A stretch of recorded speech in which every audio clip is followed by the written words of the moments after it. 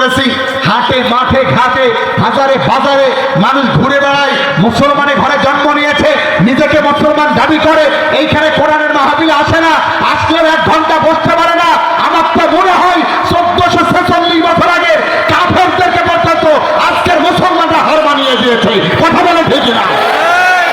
লজ্জা থাকা দরকার। এখনো যারা বাজারে ঘুরে ফেরা করছেন, ইনশাল্লাহ আশা করি চলে আসবেন, কারণ মুসলিম কোরআনের আলোচনা ফেলে ওই দোকানে বসে থাকতে পারে না। কথা বলেন ঠিক না? আল্লাহ হেদায়েত দান করুক, বলেন আমিন। প্রিয় ভাইয়েরা আমার, আল্লাহ নবীকে ডেকে বললেন, ইয়া রাসূলুল্লাহ, দয়া করে একটা বার কি আয়াতটা আমারে শোনাবেন। বিশ্বনবী এবার ডেকে বলছেন, ঠিক আছে শোনো তাহলে। ইন্নাল্লাহা ইয়া'মুরু বিল আদলি ওয়াল ইহসান ওয়া ইতাই যিল কুরবা ওয়া ইয়ানহা আনিল ফাহশাই ওয়াল মুনকারি ওয়াল বাগি ইয়া'iযুকুম লাআল্লাকুম তাযাক্কারুন। আল্লাহু আকবার। আল্লাহ নবী যখন আয়াতটা তেলাওয়াত করেছে, উসমান ইবনে মাজুন ডেকে বলেন, ইয়া রাসূলুল্লাহ, এতদিন কোথায় ছিলাম? ভুল পথে ছিলাম, সঠিক পথ আমি পাই নাই, সঠিক পথের দিশা আমি পাই নাই। ও নবী, দয়া করে আপনি আমারে পড়ায়া দেন, লা ইলাহা ইল্লাল্লাহু মুহাম্মাদুর রাসূলুল্লাহ সাল্লাল্লাহু আলাইহি ওয়াসাল্লাম। আয়াতটা শোনার পরে এখন কালেমা পড়লো আপাতত কয়জন? কয়জন? দেখেও বলতে পারেন না? একজন। আচ্ছা, লাগবে না। কয়জন? একজন। এই জন্য হিসাব করতে বলছি, কারণ এই আয়াতটা শুনে অসংখ্য মানুষ কালেমা পড়ছে। সুবহানাল্লাহ। এই আয়াতটা নাযিল হওয়ার 4-5 দিন পরের ঘটনা। মক্কার বুকে বিশাল বড় একটা নেতা ছিল, নাম তার আকসাম সাইফি। বিরক্ত হচ্ছেন? বিশাল বড় একটা নেতা, নাম তার আকসাম সাইফি। নেতা যত বড়ই হোক না কেন, তার বিবেকটা কিন্তু সে বিক্রি করে দেয় নাই।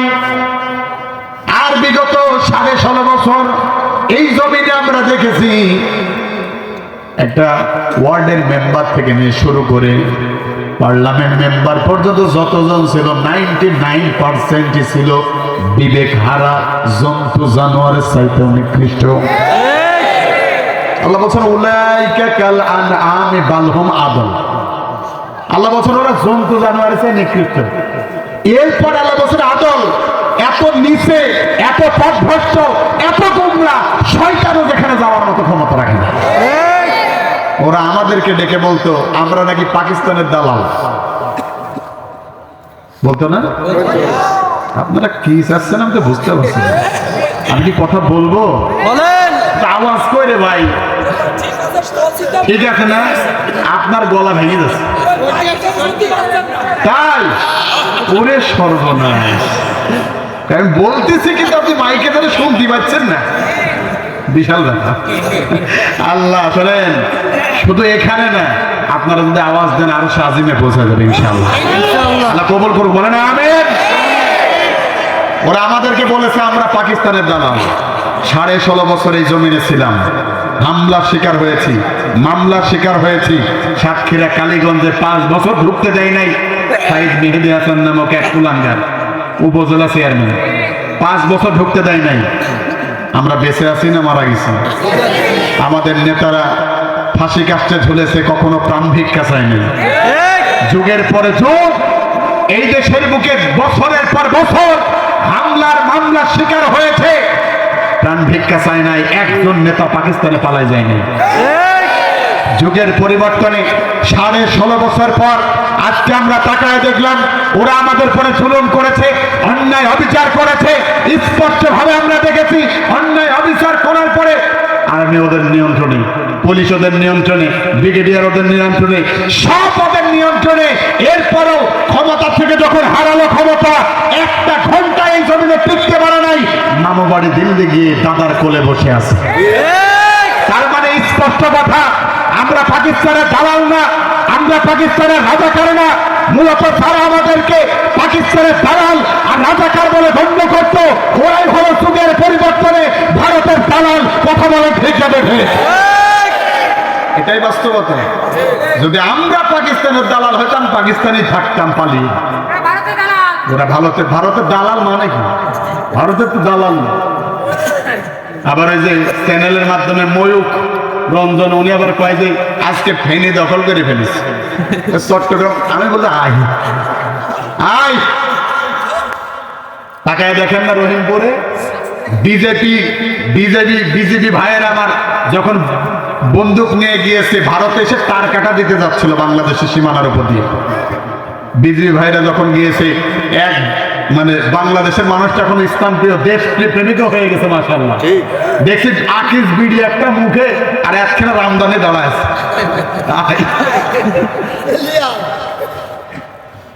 পারুক বা না পারুক, ইমানের জায়গা থেকে দেশপ্রেমের জায়গা থেকে এই জমিনের 1 ইঞ্চি মাটি আমরা কারোর জন্য ছেড়ে দেব না। কথা বলে ঠিক না? আর ওরা তো আমাদের কখনো বন্ধ হতে পারে না। আমি আসতেছি আস্তে আস্তে, কষ্ট হচ্ছে নাকি ভাই? ভাইয়েরা আমার, যে কথা বলছিলাম, বিশাল বড় একটা নেতা ছিল, নাম তার ছিল আকসাম সাইফি। এই নেতা বিশাল বড় একটা নেতা, যদিও তিনি কালেমা পড়ে নাই, তার কিছু কর্মীও ছিল অনেকগুলো। নেতার কর্মীদের সামনে গিয়ে বলল, ও আমার দলের নেতা কর্মীরা, এই মক্কার বুকে আব্দুল্লাহর এতিম সন্তান মুহাম্মদুর রাসূলুল্লাহ সাল্লাল্লাহু আলাইহি ওয়াসাল্লাম কালেমার দাওয়াত দেয়। তোমাদের কি ইচ্ছা আমি জানি না, তোমাদের কি ধারণা আমি জানি না, তবে আমার মন বলে সে সত্য দাওয়াত দেয়। আমার ইচ্ছা হয় আমি যেন কালেমা পড়ে মুসলমান হয়ে যাই। সুবহানাল্লাহ। বিশাল বড় নেতা আকসাম সাইফি তার কর্মীদের সামনে দিয়ে বলছেন, আমার ইচ্ছা হয় কালেমা পড়বো, কিন্তু আমি পারি না, কারণ তোমরা আমার নেতা, তোমরা আমার কর্মী, তোমরা আমাকে একটু ধারণা দাও, একটু পরামর্শ দাও। তোমাদের পরামর্শ ছাড়া তো আমি সামনে আগাতে পারবো না। 1446 বছর আগে একজন কাফের নেতা, সে সবাইকে, সারা বিশ্বের মানুষকে শিক্ষা দিয়ে গেল, নেতা হলেই হবে না, জনগণের সাথে পরামর্শ করে সমাজ, রাষ্ট্র, পরিবার চালাতে হবে। যা ইচ্ছা তাই করা যাবে না, খালি কাউয়ার মতো চিল্লাইতে হবে না। আসো, খেলা হবে, আসো। আমি তো বলি ভাই, এখন তো মুখ্য সময়, এখন বিএনপিও ক্ষমতায় নাই, জামাতও ক্ষমতায় নাই, আওয়ামী লীগও নাই, ডক্টর ইউনূস ক্ষমতায় বসে আছে কেয়ারটেকার। তার মানে উনি হলেন রেফারি, উনি রেফারি, আমরা খেলোয়াড়, তোরাও আই। আসলে কি চিহ্নই খুঁজে পাওয়া যায়। জামানার শ্রেষ্ঠ মুজাদ্দিদ আল্লামা সাঈদী বলে গিয়েছিলেন, সময় আসবে এমন ইঁদুরের গর্ত পালানোর জন্য, আজকে সেই অবস্থা হয়েছে। এই জন্য সব করবি আমার কোরআনের দিকে যদি চোখ তুলে তাকাতে, চোখ আমরা উপরে ফেলে দেব। আমার আলেমদের নিয়ে ভাষে কথা বললে ওই সিম্পা টেনে কুকুর দিয়ে খাওয়ানো হবে। কথা বলে থেকে না, খবরদার, সাবধান হয়ে যা। ইসলাম নিয়ে বাজে কথা বলবে আর এই দেশে থাকবি, হতে পারে না।